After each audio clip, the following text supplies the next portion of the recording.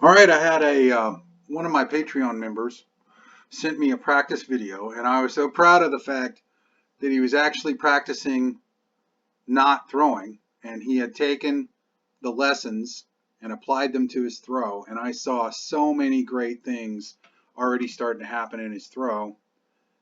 But one of the main things was that he is actually practicing not playing. He's not out in a field throwing the disc as hard as he can. He's actually practicing trying to get into the positions and change his timing. And I guarantee you, you will not change your timing if you try to go do it while you're throwing a disc. The only way you're going to really be able to make significant changes is to practice without a disc. Now, he's got a disc in his hand, but I would really like to see a lot, like 100 no disc throws for every throw out in the field. So let's watch. So for the more veteran people from the group, I think you're going to start to see some things, and I want you to kind of think about it yourself, what you're seeing. What are you seeing? What are you seeing good? What are you seeing bad? Let's go back. I'm not even going to comment yet. I'm going to do it a few times.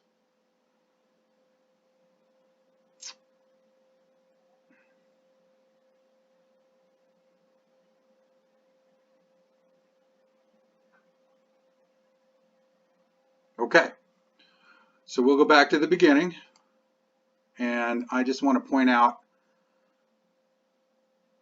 that he is doing this about 70% correct already. This is outstanding, actually. It kind of, you'll see. One of the things I'm very excited about is the fact that he's actually not skipping his load leg. He sets the spine angle. This is beautiful. This is beautiful. He's setting up a swing. So he's going to swing into the tuck. He's going to swing around. I would encourage him to stop doing this and just let it swing. Or if he wants to use his offhand, that's fine. But go ahead and use that momentum of your arm. But see this position? I mean, next time, Klaw, wear some like yellow and black striped pants. So I could something like Striper would wear, or Poison or something, maybe some spandex. Then I could really see all the really great motion that you're doing here. You're on your back foot. This foot is up in the air. You're swinging the entire lead side around the right leg with the foot off the ground. This is the reverse wind up, like a reverse pitcher.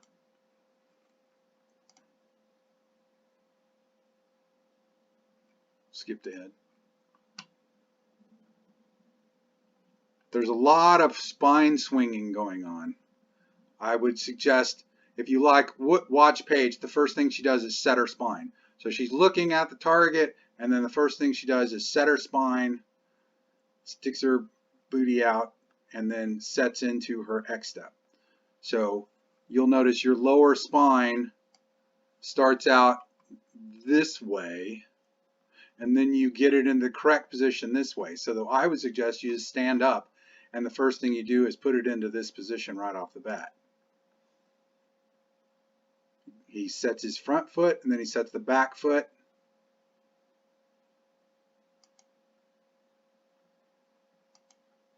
But see how much time? It's still a little bit out of time, but it's really close. He's on the back foot, swinging. He's still swinging it up. His upper body and his lower body is going forward.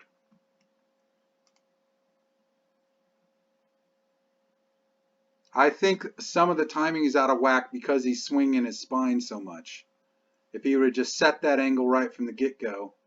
But you can't not see how well his upper body is going backwards and his lower body is going forwards.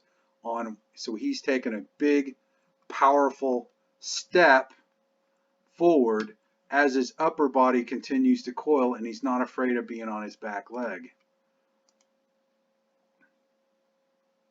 So he got on the back leg, and he's swinging back. See, he's a little bit out of time, It's a time. It's like a dance move. So he's still forcing it, so you can see it's a little bit off. But that being said, that's really good right there. That's really good. Okay, so where it starts to fall apart is right here. So he's got cranked up. He's got his lower body started to load. And right here, we should start to see his left side lower body start to fire around. Now, his foot is quite open. That's not necessarily bad. I've seen a lot of the good players that have their back foot quite open. That's not the problem. The problem is that the head goes forward and his spine starts to tilt.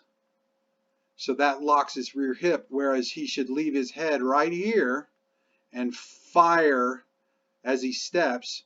He should be firing this left hip around using this knee rotating on his toe.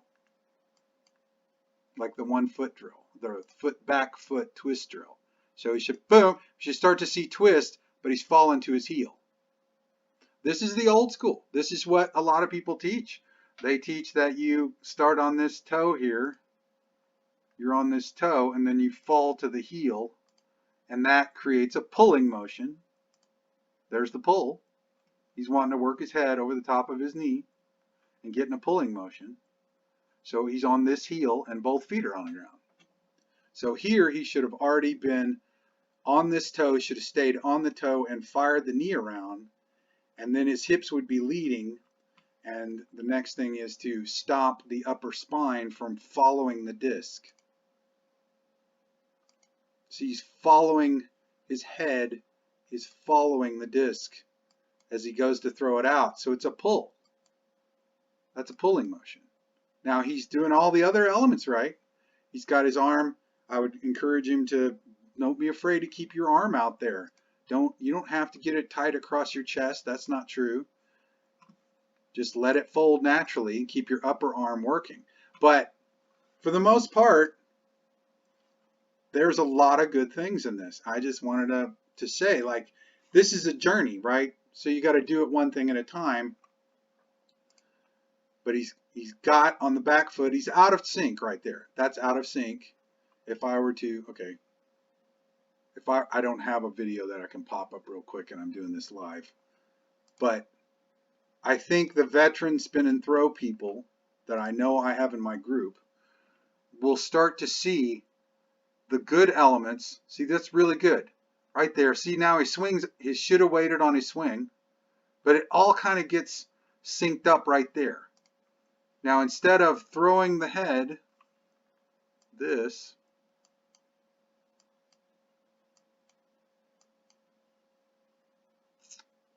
should have left your head right there and started your left side coming around. And there'll still be a sliding forward, but the left side will be going faster than the right side of rotation around. So there's no need to throw your head forward. And kids, let me tell you something. And it's not a criticism of anybody, but that will wreck your back. You doing that right there, you're stuck. You're flat on your feet and putting all that pressure on your back and your hip, your lead hip up here. Trust me. Okay? But all in all, I think that's a great start. That's a great start.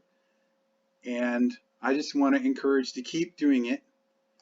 And I think if he were to set his spine angle and learn to just leave it there and use the video to see if he's doing it, right there, it's beautiful. That's so good. And then he sticks his chin down, sticks his ear toward the ground, and leans forward and pulls into his back. I mean, you know, I did the video and I said everybody tries to point this ear toward the ground. I mean, there it is. Right there. Hey, hi, Klaw. I think you did a great job. I'm loving it. And I was so excited to see this video. I wanted to make a lesson video out of it so everybody could see it. And join my Patreon, and I'll do a video analysis of you. I'm looking forward to seeing more practice videos. I would say that Klaw needs more no throwing videos.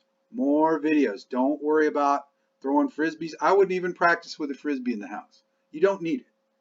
Just ball your fist up and just use your fist. Because these positions that I'm talking about have nothing to do with that frisbee. That'll come later. So I would like to see a follow-up video, which he said he's going to make, working on that, and then I will present the follow-up video, and we'll compare them head to head. Thanks again. This is Brad. Catch you later. Join my Patreon. Spin and Throw Disc Golf on Facebook. Spin and Throw Disc Golf group on Facebook. And my Patreon is patreon.com/spin and throw. Thanks again.